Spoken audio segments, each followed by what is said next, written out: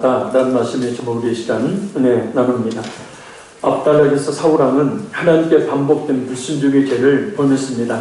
제사장도 아니면서 제사를 지낸 죄, 그리고 하나님께서 분명히 완전히 진멸하라는 하람을 명하셨지만 자신의 명령으로 인해서 아말렉의 왕 아각을 이 포로로 잡아오고 또한 가축들을 뺏어온 그런 죄였습니다.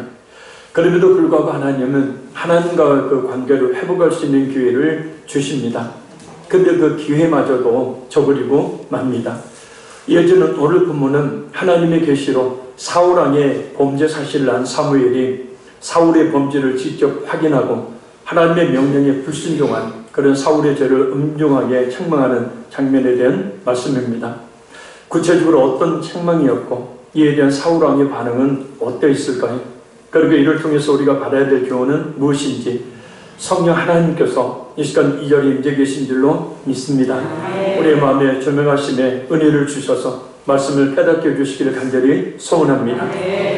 우리 17절 말씀 우리 같이 읽겠습니다. 사무엘이 이르되 왕이 스스로 작게 여길 그때에 이스라엘 지파의 머리가 되지 아니하셨나이까. 여호와께서 왕에게 기름을 부어 이스라엘 왕을 삼으시고. 아멘. 스스로 작게 여길 그때에 라는 말은 사울이 사무엘로부터 왕의 소명을 받았을 때 겸비한 그런 자세를 취했던 사실을 말합니다. 그리고 그런 겸비를 보시고 이스라엘 지파의 머리가 되게 하시고 곧 이스라엘의 왕으로 삼으셨다는 사무엘의 대언의 말입니다. 사무엘이 어떻길래 하나님 앞에 이 왕으로 기름부음을 받았는지 사무엘상 9장 26절 말씀입니다. 사울이 대답하여 이르되 나는 이스라엘 지파의 가장 작은 지파 베냐민 사람이 아니니이까. 또 나의 가족은 베냐민 지파 모든 가족 중에 가장 미약하지 아니하니이까. 당신이 어찌하여 내게 이같이 말씀하시니이까 하니. 아멘. 이 말은 사무엘이 하나님께서 사울을 왕으로 기름 부으셨다고 하자 사울이 한 말입니다. 크게 두 가지로 자신이 왕이 될 수 없음을 말합니다. 첫째는 자신은 이스라엘 지파의 가장 작은 지파인 베냐민 사람이라는 것입니다. 사실 이 사울이 속한 베냐민 지파는 이스라엘 12지파 중에서 멸망을 당할 뻔한 그런 지파였기 때문입니다. 가장 적은 수였죠. 둘째, 자신의 가족은 베냐민 지파 모든 가족 중에서도 가장 미약한 가족이라는 겁니다. 사사기 19장과 20장을 보면 베냐민 지파는 사사시대 말기로 추정되는 때에 레일의 첩을 윤관해서 죽게 만든 그런 기바 사건으로 인해서 다른 지파의 징계를 받아서 장정 600명을 제외하고는 모두 죽임을 당했기 때문입니다. 왕이 된다고 해도 왕의 든든한 기반이 되어야 될 지파의 힘이 매우 중요한데 아주 미약한 지파이니 당연히 사울이 이런 말을 했던 겁니다. 그러나 하나님께서 이렇게 미약한 베냐민 지파 사람인 사울을 왕으로 세우시려고 하신 것은 몇 가지 이유가 있었습니다. 첫째는 사울이 왕이 되는 것이 전적인 하나님의 주권에 의한 것이었다는 사실입니다. 우리가 예수님을 믿게 된 것도 우리가 귀한 직분을 받게 된 것도 바로 하나님의 주권적인 섭리, 하나님의 뜻이었다라는 거죠. 둘째, 하나님께서는 사울을 왕으로 세우시면서 이스라엘 백성들이 관심을 기울이던 것 같은 인간적인 외적인 조건을 보지 않으셨다는 거예요. 그리고 셋째는 하나님께서는 당신의 뜻 가운데 이 세상의 가장 약한 자들을 들어서 강한 자를 부끄럽게 만드시려는 뜻이 있었던 것입니다. 그래서 이스라엘 왕으로 삼으시고 곧 사울이 왕이 된 것은 자신의 힘으로 된 것이 아니라 하나님께서 세우시고 그 왕의 권한을 부여하셨기 때문이라는 겁니다. 하나님께서는 겸손한 자를 당신의 종으로 세우십니다. 베드로전서 5장 5절 말씀입니다. 젊은 자들아 이와 같이 장로들에게 순종하고 다 서로 겸손으로 허리를 동이라. 하나님은 그만한 자를 데려가시되 겸손한 자들에게는 은혜를 주시느니라. 아멘. 여기서 이 젊은 자들은 교회 내의 장로, 당시에는 강도장로, 치리장로, 구분해서 모두 장로로 불렸죠. 그래서 교회 내의 지도자인 장로들보다도 젊은 성도들을 말합니다. 순간적인 감정과 자신의 생각대로 말하고 행동하는 혈기가 넘치는 그런 성도들을 말합니다. 그리고 겸손으로 허리를 동이고 라는 말은 노예들이 주인을 숨기기 위해서 앞치마를 옷 위에 걸치고 끈을 묶는 것을 묘사한 말입니다. 이는 요한복음 13장의 제자들의 발을 씻기시기 위해서 수건을 허리에 동이시던 예수님의 모습을 생각나게 하는 그런 장면입니다. 겸손이란 그래서 낮은 마음의 상태를 말합니다.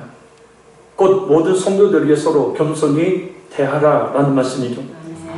왜냐하면 하나님은 교만한 자를 대적하시기 때문이에요. 여기서 대적하다라는 말은 군대를 적에게 대항하여 배치시킨다라는 뜻이에요. 그러니까 교만한 자를 향해서 하나님은요, 하나님의 총권천사 군대를 말입니다. 그 교만한 자에게 배치를 시키시는 거예요. 그래서 하나님의 명이 떨어지면 그 교만한 자를 하나님이 멸망을 시키시는 거죠. 하나님께서 교만한 자들을 얼마나 싫어하시는지를 잘 알 수 있는 표현입니다. 그래서 빈센트는 이렇게 말했습니다. 교만은 하나님의 군대를 불러 일으킨다. 하나님께서 군대를 배치하실 정도니 그 앞에서 망하지 않을 자가 없는 거예요. 근데 교만한 것, 한 번쯤 교만해 보지 않은 사람이 아마 없죠. 그리고 교만이라는 놈은 항상 말입니다.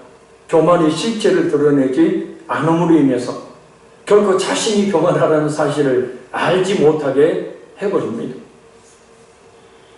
크리에다너스는 이런 말을 했습니다. 대적하시되 주는 주시느니라 라는 이 두 단어가 현재형으로 계습을 의미한다는 거예요. 그러니까 교만한 자를 대적하시고 겸손한 자에게 은혜를 주시는 하나님의 상관의 원칙이 당시뿐만 아니라 지금도 이 세상 속에서 계속해서 이루어지고 있다는 뜻이에요. 할렐루야. 잠언 3장 34절 말씀입니다. 진실로 그는 거만한 자를 비웃으시며 겸손한 자에게 은혜를 베푸시나니. 아멘.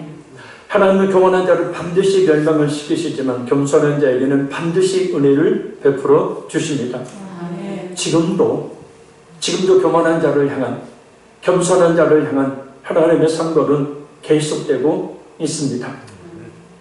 그래서 우리가 교만하게 되어질 때 하나님은 겸손하게 만드시기 위해서 하나님이 택하셨으니까 고난이라는 것을 주시죠. 그래서 고난과를 통하여서 교만을 꺾으시는 거죠. 그래서 겸손하게 만드시죠. 그러니 우리는 하나님 앞에서 그리고 사람들 앞에서 마음을 스스로 낮춰야 합니다. 그리고 예수님처럼 자신이 항상 낮추고 남을 자신보다 높게 여겨 섬겨야 합니다. 간단해요. 자신보다 남이 어떻든 간에 다 높다는 거예요. 할렐루야. 그래서 예수님도 마태복음 23장 12절에 누구든지 자기를 높이는 자는 낮아지고 누구든지 자기를 낮추는 자는 높아지리라. 아멘. 그러니까 여러 가지 이유로 인하여서 평범한 삶 이하에 아니면 또 수준이 있는 삶, 풍성한 삶을 살다가 때로는 물질로 건강으로 인하여서 낮아지게 될 때에 역으로 뒤집어서 보면 그것은 곧 하나님 앞에 교만했다는 거죠. 그래서 하나님께서는 그 교만을 사랑하시기 때문에 꺾고 겸손하게 만드시니 이것이 곧 하나님의 은혜에 해당되는 겁니다. 왜냐? 진짜 그 교만한 자를 하나님께서 꺾지 아니하시고 그 교만을 계속해서 유지할 때 하나님은 그 군대를 배치하셔서 결국은 치실 것이기 때문이라는 거예요. 그때는 살아남을 방법이 없겠죠. 그러니 항상 하나님 앞에 사람들 앞에 마음을 낮춰 겸손한 모습을 보이는 우리 모두가 되기를 간절히 바랍니다. 또 우리가 겸손해야 되는 이유에 대해서 F.B. 마이어는 이런 말을 했습니다. 나는 하나님의 선물이 아래쪽에 있는 선반에 있는 것을 발견했고 하나님의 선물을 갖기 위해서는 점점 더 엎드려야 한다는 것을 깨달았다. 겸손히 하나님의 은혜를 입는 길이고 겸손히 하나님의 선물인 축복을 받는 길이라는 뜻입니다. 정말 겸손할 수 있는 방법이 있어요. 그래서 늘 깨어 기도하는 것입니다. 기도하되 자신을 첫 복종시키는 기도, 자신의 죄악을 죽이는 기도를 하면 겸손해집니다. 근데 이 기도를 해야 되는데 이 기도가 첫 번째 기도가 되지 않고 그저 내가 바라고 원하는 것들만 기도를 해요. 그래서 뭔가 그것이 이루어지면 또 내가 기도했네 라고 교만한 생각을, 교만한 마음을 또 드러내게 됩니다. 자기를 죽이는 기도. 그래서 바울 사도도 날마다 자기 자신을 첫 복종시킨다 그랬어요. 하나님의 말씀을 전할 때마다 놀라운 역사가 일어났던 바울 사도. 그 놀라운 역사 앞에 사람들이 때로는 이 신이라고 이야기할 정도로 사람들이 추앙을 했죠. 그럴 때 교만해지게 되어지면 어떻게 되겠습니까? 그래서 날마다 자신을 첫 복종시킨다 했습니다. 우리 역시도 마찬가지입니다. 우리의 죄악된 본성을 날마다 기도로 첫 복종시켜야 된다는 거예요. 이것은 사라지지 않아요. 죄의 본성은 우리가 죽는 그날까지, 우리 육체를 벗는 그날까지 사라지지 않습니다. 첫 복종시키는 거예요. 그래서 제어하는 거예요. 아멘. 그리고 또 한 가지는 우리가 겸손할 수 있는 방법은 내가 대하는 그 상대를 위해서 기도하는 거예요. 그러면 그 앞에 겸손하게 되어 있어요. 기도하지 않으니까 자꾸 그 사람 손가락질하고 판단하고 비판하고 하게 되어지는 겁니다. 교만한 모습이죠. 그래서 반대로 보면요, 성경 말씀을 깨달아 알 수 있는 좋은 방법 중에 하나가 거꾸로 뒤집어서 올라가 보면 돼요. 그래서 쉽게 말하면 기도하지 않는다는 것은 결국은 곧 교만하다는 증거가 되는 거예요. 할렐루야. 자, 우리가 기도할 때 자세가 있죠. 무릎 꿇죠. 허리 숙이죠. 고개 숙이죠. 심지어 유대인들은 땅바닥에 바짝 엎드리기까지 합니다. 기도는 문자 그대로 보면 우리로 하여금 자연스럽게 하나님 앞에 엎드려 겸손해지게 만드는 건데, 바로 기도할 때 그 기도의 내용이, 기도의 제목들이 바로 자신을 첫 복종시키는 기도를 하게 되어지면 자연스럽게 자신은 없어지고 겸손하게 되어지는 거예요.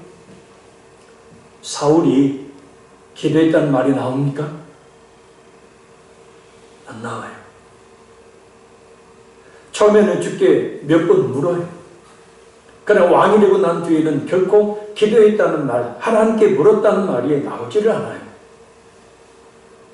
그러니 교만의 도수가 점점 더 높아질 수밖에 없는 것이고, 이제는 교만이 끝까지 차게 되어지니 이제는 하나님의 말씀도 들리질 않는 겁니다. 자기 생각에, 자기 소견에 옳은 대로 행동할 수밖에 없는 거죠. 자, 우리 18절 말씀 우리 같이 읽겠습니다.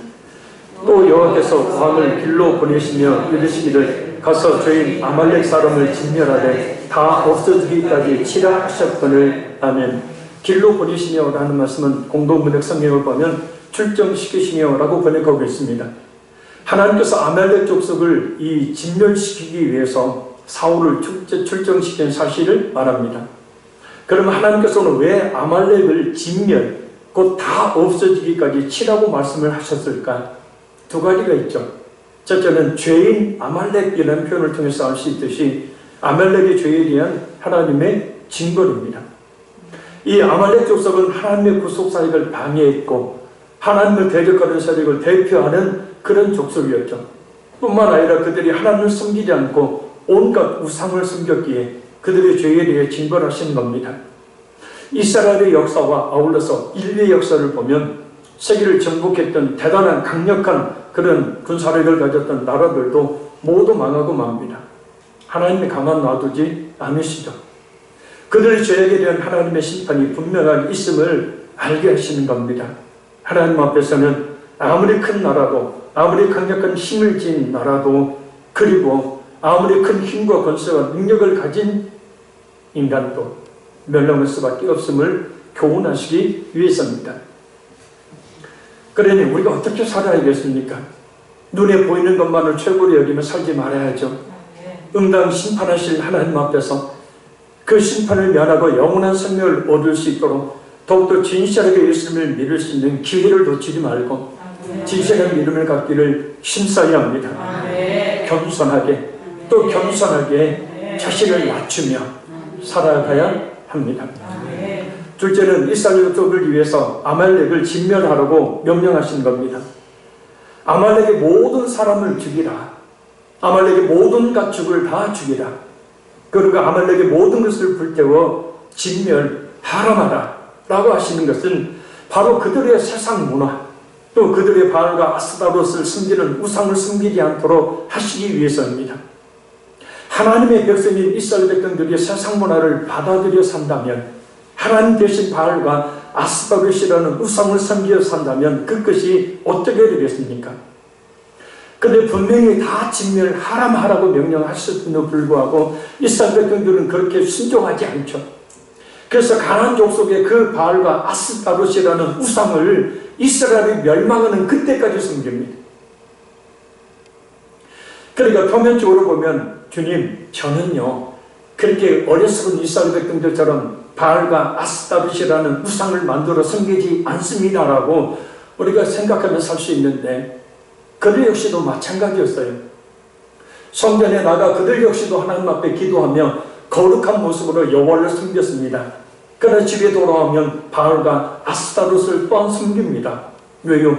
하나님은 늘 징계하시고 고난을 주시는 하나님인 것 같은데 바알과 아스타롯이라는 이 신은 헛된 신이지만 자신들에게 형통과 번영을 약속하여 주는 그런 신으로 여기기 때문입니다. 그러니까 표면적으로 우상이 있었을 뿐이지 우리 역시도 마찬가지라는 거죠. 탐심은 곧 우상 숭배니라. 그래서 그러한 원인이 되는 아말렉의 모든 것을 다 없어지기까지 치라라고 하셨던 겁니다. 그래야 그러한 영향을 받지 않고 하나님의 거룩한 백성으로 살아갈 수가 있기 때문입니다. 결국 이렇게 이스라엘 백성 자신들을 위해 내리신 명령임에도 불구하고 그들은 하나님의 말씀보다는 자신들의 생각을 쫓아서 아말렉을 진멸하지 않은 거죠. 하나님께서 우리에게 주신 성경 말씀, 우리 자신을 위해서 주신 겁니다. 우리를 힘들게 하시려고, 우리를 귀찮게 하시려고, 우리를 구속하시려고 주신 것이 아니에요. 우리를 하여금 디모데후서 3장 15절 17절 말씀처럼 구원에 이르는 지혜를 얻게 하시려고, 하나님의 사람으로 온전한 모습으로 살게 하시려고, 그리고 하나님 맡겨주신 그 사명을 잘 감당할 수 있는 능력을 얻게 하시려고 우리에게 하나님의 말씀을 주셨던 거죠. 따라서 우리가 하나님의 말씀에 순종하는 것은 우리 자신을 위함입니다. 하나님께서 사울 왕에게 아말렉을 진멸하라고 말씀하신 것은 사울 자신과 이스라엘 백성들을 위해서이듯이 말입니다. 근데 말씀에 순종한다는 것은 결코 쉬운 일이 아닙니다. 방해나 유혹이 있기 때문입니다. 무엇보다 유념해야 될 것은 바로 우리 자신의 생각과 감정입니다. 그리고 우상 중에 가장 큰 우상, 이단 중에 가장 큰 이단 뭔지 아십니까? 우리 자신의 생각과 감정이라는 거예요. 이게 가장 무서운 거예요.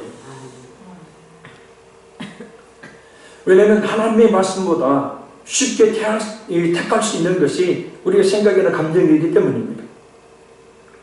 그래서 우리는 하나님의 말씀에 순종하는 체질로의 전환을 늘 도모해야 돼요. 늘 말씀을 읽고 들어 순종하는 것이 당연한 듯이 이루어지도록 해야 합니다. 왜냐하면 우리의 행동의 상당 부분은 습관에서 나오기 때문입니다.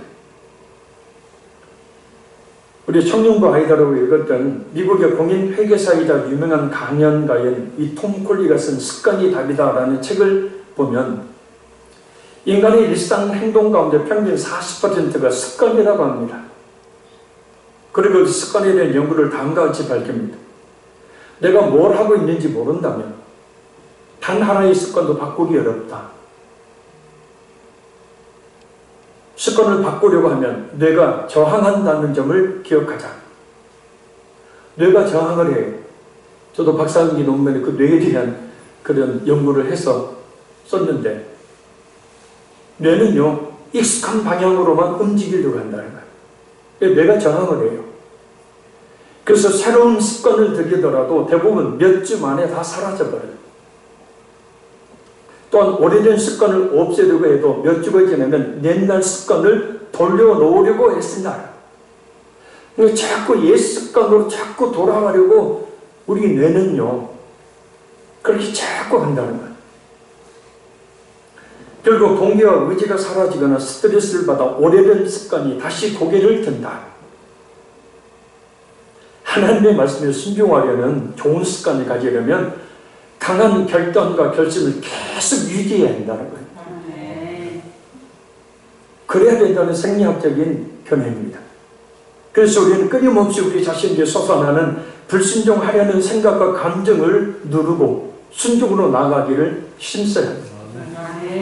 그래서 말씀에 순종하려는 좋은 습관을 가지도록 해야 합니다. 바로 사울 왕이 이런 좋은 습관을 가지 못하고 오래된 옛 습관을 쫓아 자신의 생각과 감정대로 행동을 했기에 이런 사단이 난 거죠. 자, 우리 19절 읽겠습니다. 어찌하여 왕이 여호와의 목소리를 청종하지 아니하고 탈취에게는 급하여 여호와께서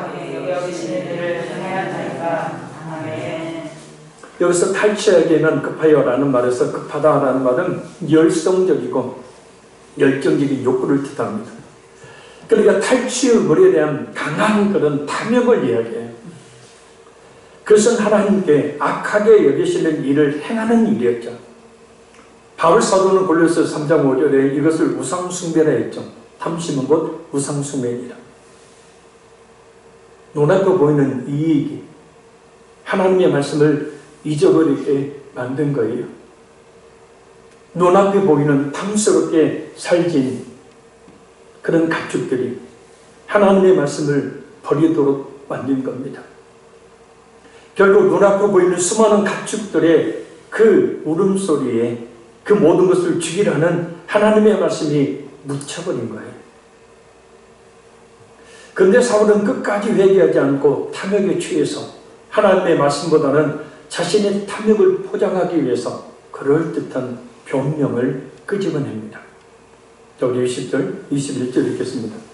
사울이 사무엘에게 이르되 나는 실로 여호와의 목소리를 청종하여 여호와께서 보내신 길로 가서 아말렉 왕 아각을 끌어왔고 아말렉 사람들을 진멸하였으나 다만 백성이 그 마땅히 멸할 것 중에서 가장 좋은 것으로 길갈에서 당신의 하나님 여호와께 제사하려고 양과 소를 끌어왔나이다 하는지라. 나는 회개를 촉구하고 있는 사무엘의 책망에 대해 사울은 회개하지 않고 자신의 죄를 백성들에게 돌리면서 변명을 쏟아냅니다.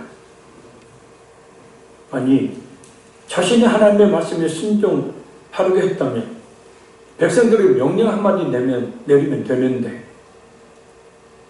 자신의 뜻이었죠.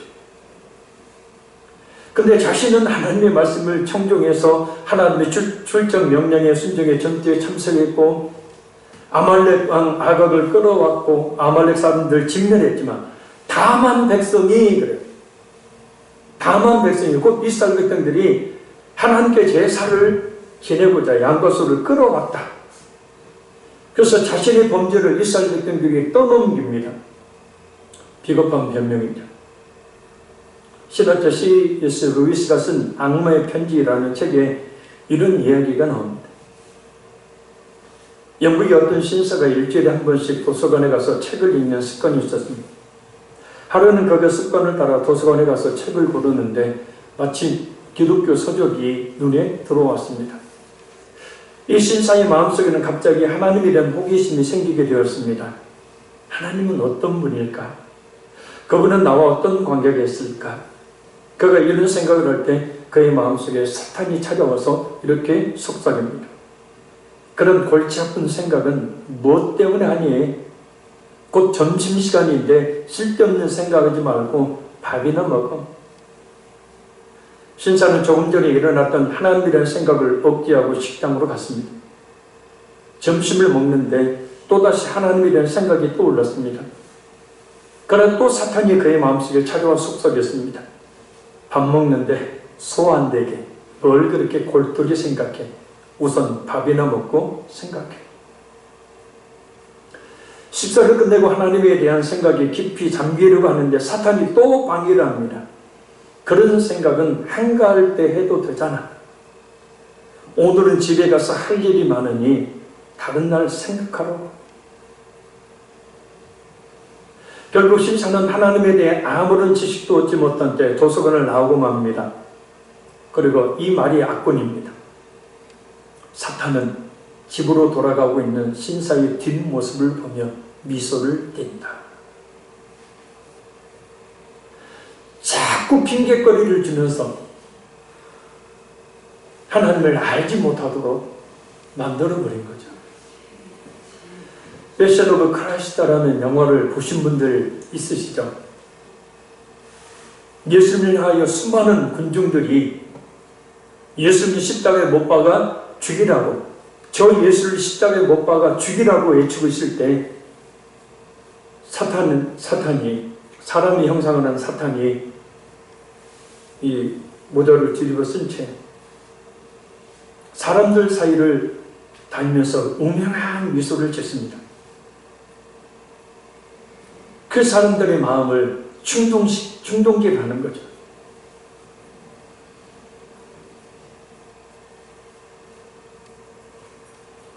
사탄은 집으로 돌아가고 있는 신사의 뒷모습을 보며 미소를 띈다.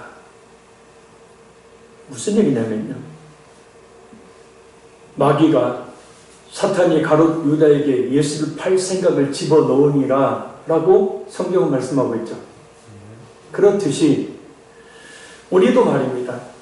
합리적이고 정당하다고 하는 생각, 그죠? 아까 그 신사에게 지금 예수님 하나님 생각하지 마. 지금 아이고 밥 먹어.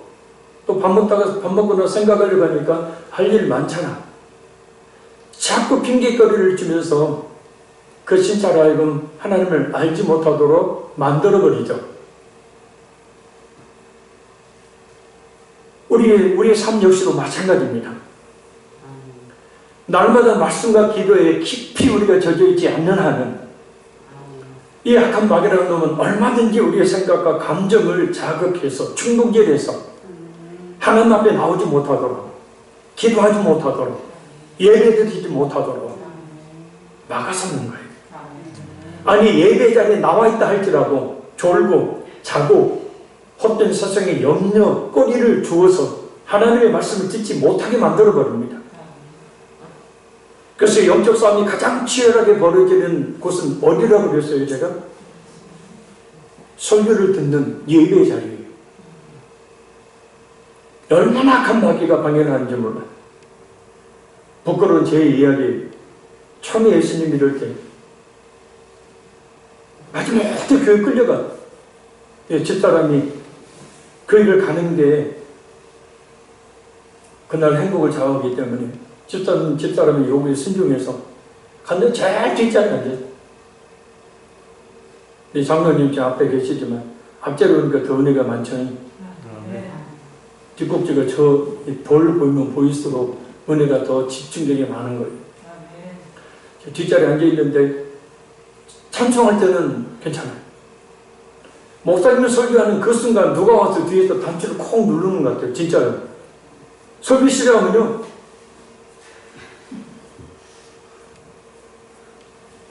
얼마나 꿀잠을 잤는지 몰라요. 설교 딱 끝나죠. 그럼 또 한번 딱 누르고 가요. 그러면 거기에 딱 들어. 야, 그걸 1년 동안 했어요.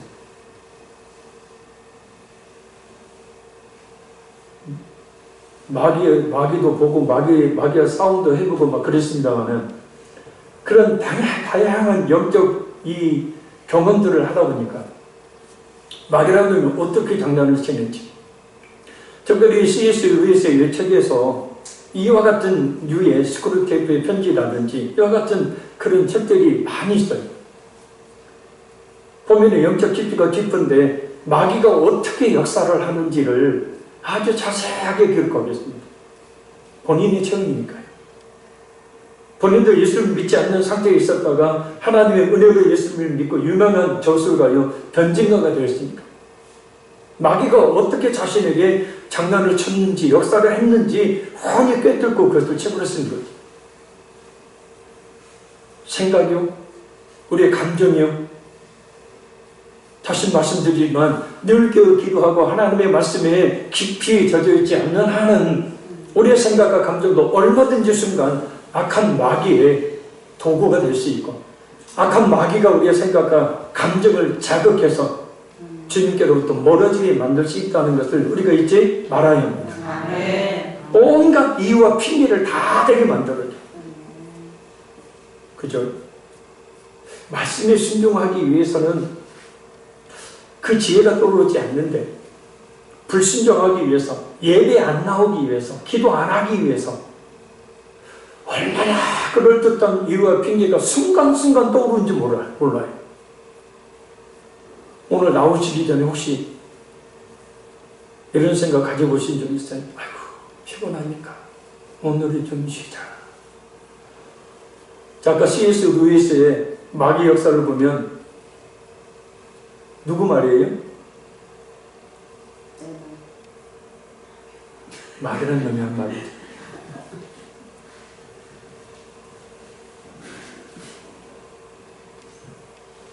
모든 걸 다 마귀를 핑계대는 건 아니에요. 근데 결정적으로 하나님을 아는 데 있어서, 믿는 데 있어서는 마귀가 그런 방법을 사용하면서 사탄의 집으로 돌아가고 있는 신사의 뒷모습을 보며 미소를 띈다. 성공한 거예요. 사탄의 전략은 하나님에 대한 일들을 미루게 하고 또는 그럴듯하게 변명, 핑계를 대게 만듭니다. 사탄의 지연 전술은 대단합니다. 가장 많이 사탄이 쓰는 핑계가 뭐죠? 바쁘다. 바쁘다. 그래서 일단 하나님을 가까이 하는 것을 뒤로 연기하도록 합니다. 오늘 본문의 사울 역시 이후에 악기가 들었던 점을 볼 때, 그래서 다윗이 그 악기를 쫓아내준 것을 볼 때 악한 영들이 그에게 변명을 만들어 내도록, 그래서 멸망의 길을 가도록 했음을 알 수 있습니다. 하나님 앞에서는, 곧 하나님의 말씀 앞에서는 어떤 이유와 변명도 필요치 않습니다. 주님 앞에 나오는 일에 있어서는 어떤 이유와 변명도 필요하지 않아요. 오직 순종만이 있으면 됩니다. 신앙생활을 좀 더 뜨겁게 하지 못함에 대한, 하나님의 말씀에 순종함에 대한 어떤 변명도 하지 말고 어떤 유혹과 방해도 물리치고 오직 순종의 길로만 나아가야 합니다. 자, 우리 22절 읽겠습니다. 사무엘이 이르되 여호와께서 번제와 다른 제사를 그의 목소리에 청종하는 것을 좋아하심같이 좋아하시겠나이까. 순종의 제사보다 낫고 듣는 것이 순종의 기름보다 나으니. 아멘. 순종과 듣는 것, 그리고 제사와 순종의 기름은 각각 같은 의미의 대꾸법을 사용해서 그 의미를 더욱 강조하고 있는 말입니다.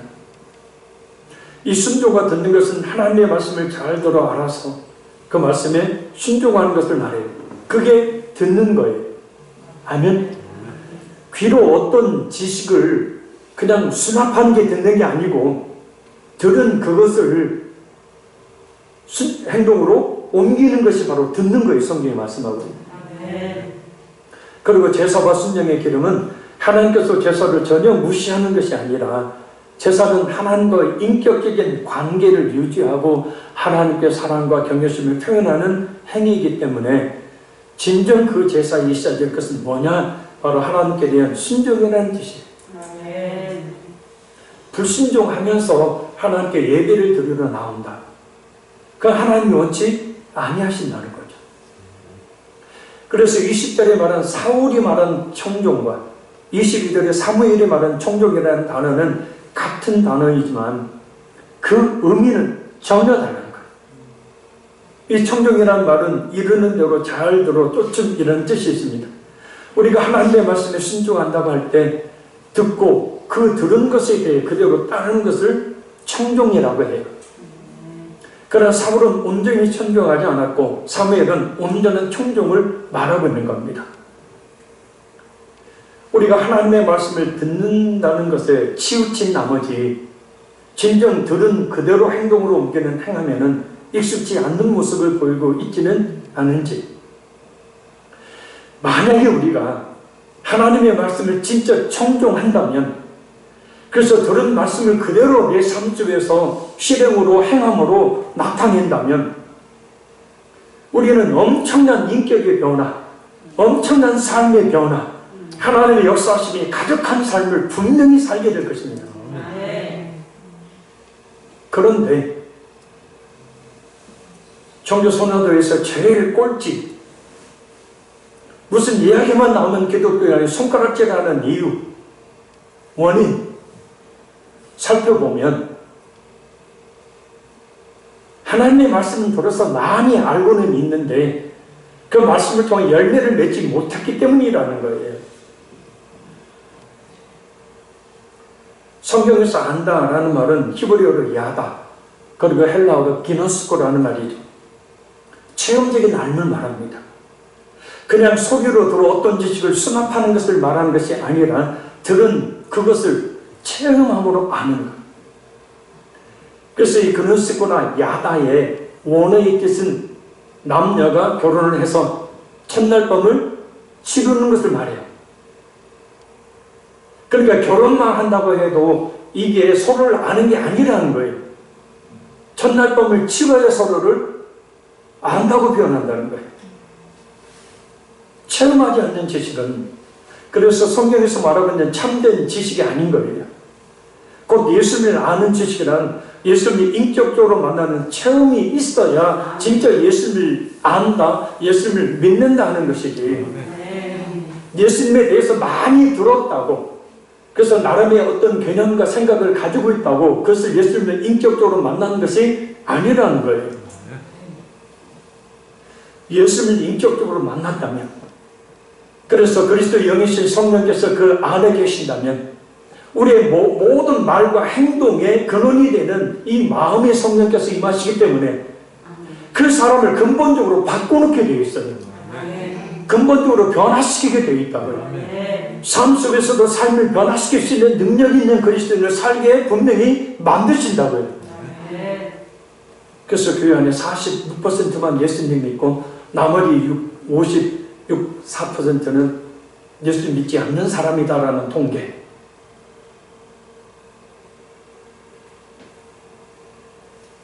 그래서 우리가 기도할 때도 정말 예수님을 만날 수 있도록, 인격적으로 체험할 수 있도록 그렇게 기도해야 되고, 그렇게 진짜 예수님을 내가 믿고 예수님을 알고 예수님을 진짜 확실히 체험한 인격적인 만남을 가지고 있는 사람이라면 자신이 변화의 열매를 봐야 돼요. 변화되지 않는 것은 단도직입적으로 말씀드리면 예수님 믿는 게 아니에요. 분명히 성령의 열매를 성경은 말씀하고 있어요. 예수 믿는 사람은 분명히 변화된다고 말씀하고 있다는 거예요. 근데 믿기 전이나 믿고 난 뒤에나 별 차이가 없는 모습. 자, 그 믿음은 미안한 믿음이지만 야다나 기노스코의 믿음이 아니라 지식의 수납일 뿐이에요. 그래서 나도 예수가 누군지 알아. 예수 믿으면 구원받는 거 알아. 거기에 머무는 거. 입으로는 고백을 해요. 막상 삶 속에서 예수 믿는 사람다운 변화는 결코 일어나지 않는 거예요. 그래서 저도 설교학을 전공했습니다만 설교학자들이 하는 말이 한국 교회가 다시 한번 부흥하려면 형통과 번영의 복음을 버리고 이제는 교리로 돌아가야 한다. 하나님의 말씀을 바르게 전하는 말씀으로 돌아가야 한다. 겉모양은 세계에서 가장 큰 교회들이, 교단의 교회들이 한국에 있잖아요. 다 대부분 겉모양은 엄청난데 왜 종교선언서에서는 제일 꼴찌입니까?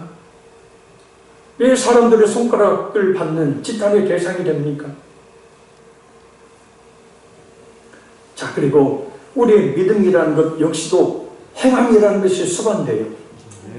아멘. 동전의 앞면과 뒷면이 떼려야 뗄 수 없듯이. 그래서 믿는다면 그 믿는 바대로 행하는 것이 참된 믿음이에요.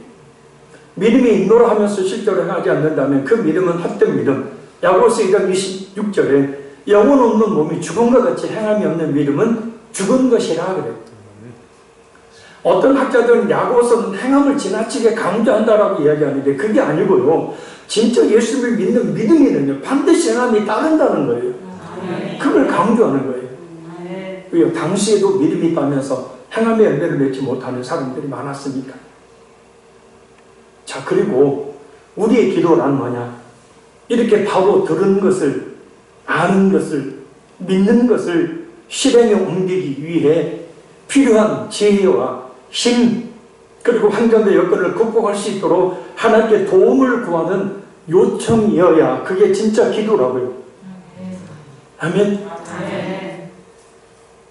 내가 바라고 원하는 것만 구하는 것은 하나님이 원하시는 기도가 아니라고요. 그래서 예수님이 마태복음 6장에 분명히 말씀하셨잖아요. 그래서 믿음이 적은 자들, 곧 이방인들이 하는 기도라고. 그래서 예수님의 말씀처럼 우리는 그저 우리가 필요한 것들만을 구하는 믿음이 적은 자들의 기도, 이방인들이 하는 그런 기도가 아니라 우리가 들은 말씀이 어떻게 하면 순종할까요? 주님, 이 밤에 저에게 주신 말씀을 어떻게 순종할까요? 저희 힘이 연약합니다. 힘을 주세요. 지혜가 부족합니다. 지혜를 주세요. 환경과 여건이 이렇습니다. 환경과 여건을 좀 바꿔주세요. 이게 진짜 기도라고. 하나님이 원하시는 기도. 아멘? 그래서 그렇게 기도하면 하나님이 은혜를 주신다니까요. 야고보서 1장 말씀에 누구든지 지혜가 부족하거든 하나님께 구하라. 후히 주시고 꾸짖지 아니하시는 하나님께 구하라. 그리하면 주시리라. 그 앞에 뭐예요? 고난에 대한 말씀이 나옵니다. 이 고난을 어떻게 이겨 나갈 수 있겠습니까? 주님, 지혜를 주십시오. 기도하면 그 고난을 이길 수 있는 지혜를 주신다는 거예요.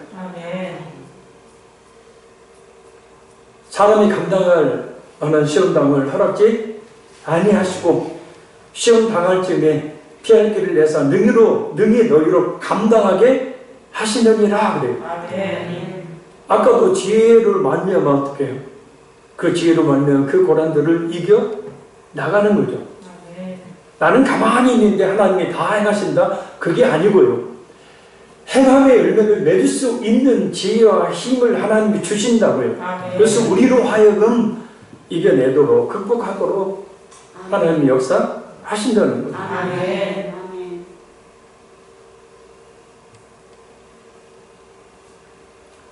자, 사울의 변명에 대해서 사무엘이 뭐라고 말합니까? 자, 우리 23절 말씀 읽겠습니다.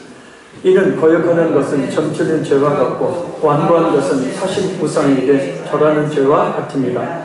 왕이 여호와의 말씀을 버렸으므로 여호와께서도 왕을 버려 왕이 되지 못하게 하셨나이다. 아멘. 이 사무엘은 거역하는 것, 곧 하나님의 말씀에 순종하지 않는 것은 점치는 죄와 같다라고 말합니다. 그리고 하나님의 말씀에 고집 세고 사나워서 순종하지 않는 왕고, 이게 왕고가 고집 세고 사납다라는 뜻이다. 이렇게 사무엘이 이야기했는데도 고집 세서 회개를 안 해요. 자기가 옳아요. 이와 변명만 돼요. 그 완고한 것은 사신 우상에게 절하는 죄, 곧 헛되고 무가차고 불의한 우상을 숭배하는 죄라고 말합니다. 점치는 것, 우상을 숭배하는 것은 하나님께서 철저하게 금하신 하나님께 대한 최고의 범죄 행위로 여겼는데 바로 말씀에 불순종하는 것을 이처럼 여기신답니다. 불순종에 대한 하나님의 생각이 어떤 것인지를 잘 알 수 있게 합니다. 결국 몇 번의 기회가 주어졌음에도 불구하고 이런 범죄를 저지른 사울은 왕이 여호와의 말씀을 버렸으므로 여호와께서도 왕을 버려 왕이 되지 못하게 하셨나이다. 곧 버림받게 되죠. 결국 성령이 사울왕을 떠나버립니다. 왜요? 더 이상 감동을 주시고 말씀하셔도 계속 불순종하는데 함께 하실 필요가 없는 거예요. 우리 역시도 마찬가지예요. 예수님을 처음 믿을 때나 영적으로 영이 맑아져 있을 때는요, 설교를 들으면 그것이 꿀성리처럼 달고 하나님의 내게 주신 말씀으로 받아서 어떻게 하면 그 말씀에 순종할까 하는데요, 계속 불순종이 쌓이게 되어지면 나중에는요, 목사님 오늘 설교 잘하네? 이걸 이렇게 말아버려요. 이게 무서운 일이죠. 성령의 역사하심이 없는 것이기 바랍니다.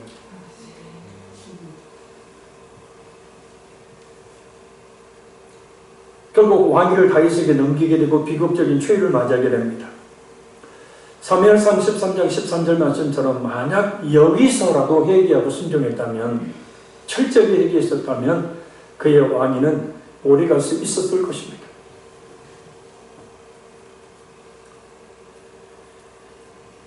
말씀 맺습니다. 어느 주석에서 성경 말씀을 정리한 순종한 자에게 주시는 복을 살펴보도록 합니다. 첫째, 창세기 25장 5절 말씀처럼 자손 번성의 축복을 받습니다. 둘째, 출애굽기 19장 6절 말씀처럼 제사장 나라가 되고 거룩한 백성이 되는 복을 받습니다. 셋째, 신명기 5장 29절 말씀처럼 자손까지 복을 받습니다. 넷째, 신명기 28장 1절 말씀처럼 하나님이 뛰어나게 하시는 복을 받습니다. 다섯째, 신명기 28장 2절에서 6절 말씀처럼 모든 소산을 풍요케 하시는 복을 받습니다. 여섯째, 신명기 30장 2절 3절 말씀처럼 하나님의 긍휼을 얻는 복을 받습니다. 일곱째, 여호수아 1장 8절 말씀처럼 모든 일이 형통하게 되는 복을 받습니다.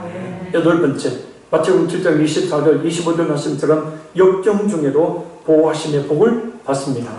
아홉째, 마태복음 12장 5절 50절 말씀처럼 하나님의 진정한 가족이 되는 복을 받습니다. 나의 말에 순종하는 자라야 나의.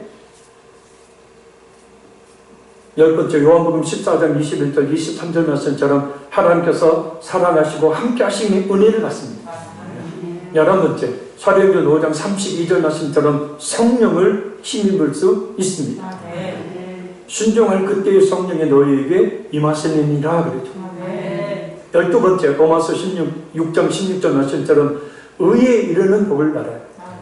13번째, 히브리서 5장 8절 9절 말씀처럼 온전하게 되는 복을 받고, 14번째, 베드로전서 1장 2절 말씀처럼 영혼이 깨끗하게 되는 복을 받고, 15번째, 요한일서 2장 17절 말씀처럼 영생을 얻는 복을 받습니다. 이런 복을 주시려고 우리에게 순종하라고 하시는 것이지, 우리를 힘들게 귀찮게 뭐에 얽매이게 구속시키려고 그러시는 것이 아니라는 거예요. 그러니 우리는 어떤 이유와 핑계도 대지 말고 변명하지 말고 하나님의 말씀에 순종해야 될 줄로 믿습니다. 크게 두 가지입니다. 성경의 모든 말씀을 우리는 다 기억하고 다 순종할 수는 없습니다. 그런데 현실적으로 보면 두 가지는 우리는 철저히 순종해야 합니다. 예수님을 진실하게 믿으라는 복음에 날마다 말씀을 들음으로 순종해야 합니다. 이게 가장 중요한 순종이죠. 그리고 두 번째, 요즘 내게 성경을 읽거나 설교를 들을 때 요즘 내게 반복적으로 계속 마음에 찔림을 주거나 도전을 주거나 결단을 하게 하시거나 하는 강한 감동이 일어나는 것들 분명히 있죠. 없으면 처음부터 다시 시작을 해야 돼요, 설교를.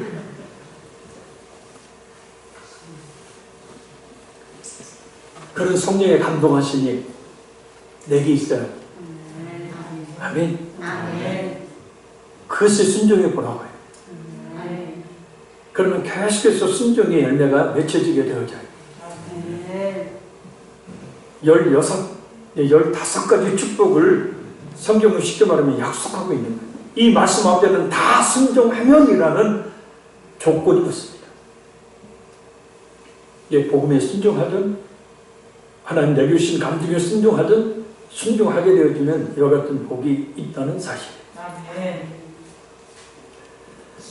우리 기도합니다. 하나님, 어떤 이유와 핑계도 대지 말고 변명하지 말고 하나님의 말씀에 감동하시네, 특별히 예수님을 진실하게 믿으라는 기회 주시네, 그 복음에 순종하게 하옵소서. 우리 통성으로 우리 간절히 주여 세 번 부르고 기도하겠습니다. 주여